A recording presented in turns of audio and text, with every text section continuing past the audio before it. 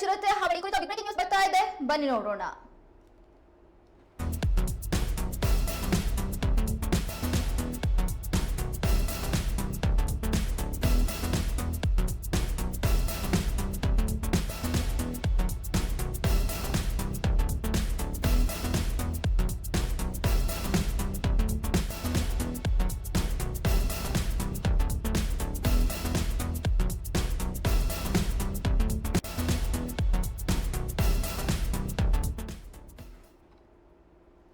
ಭದ್ರಾವತಿ ತಾಲೂಕು ರತ್ನಾಪುರ ಗ್ರಾಮದಲ್ಲಿ ಕೊಟ್ಟಿಗೆಯಲ್ಲಿದ್ದ 2 ಕುರಿಗಳನ್ನ ಚಿರತೆ ಎತ್ಕೊಂಡು ಹೋಗಿರುವಂತಹ ಘಟನೆ ವರದಿಯಾಗಿದೆ.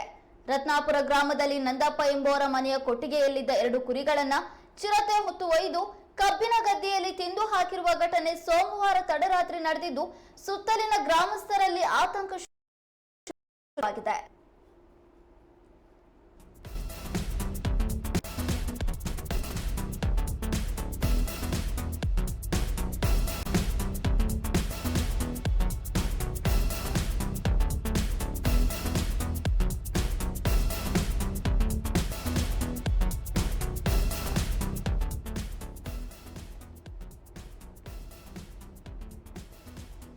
ಶಿವಮೊಗ್ಗದಲ್ಲಿ ಇದೀಗ ಮತ್ತೆ ಚಿರತೆ ಕಾಣಿಸಿಕೊಂಡಿದೆ. ಈ ಹಿಂದೆ ಶಿವಮೊಗ್ಗ ಗ್ರಾಮಾಂತರದಲ್ಲಿ ಮಹಿಳೆಯೊಬ್ಬರು ಚಿರತೆ ದಾಳಿಗೆ ಬಲಿಯಾಗಿದ್ರು.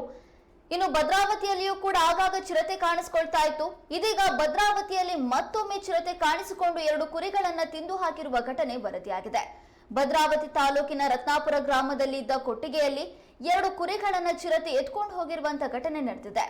ರತ್ನಾಪುರ ಗ್ರಾಮದಲ್ಲಿ ನಂದಪ್ಪ ಎಂಬುವರ ಮನೆಯ ಕೊಟ್ಟಿಗೆಯಲ್ಲಿದ್ದಂತ 2 ಕುರಿಮರಿಗಳಿದ್ದಾಗಿದ್ದಾವೆ. ಈ 2 ಕುರಿಮರಿಗಳನ್ನ ಚಿರತೆ ಹೊತ್ತು ಒಯ್ದು ಕಬ್ಬಿನ ಗದ್ದೆಯಲ್ಲಿ ತಿಂದು ಹಾಕಿದೆ.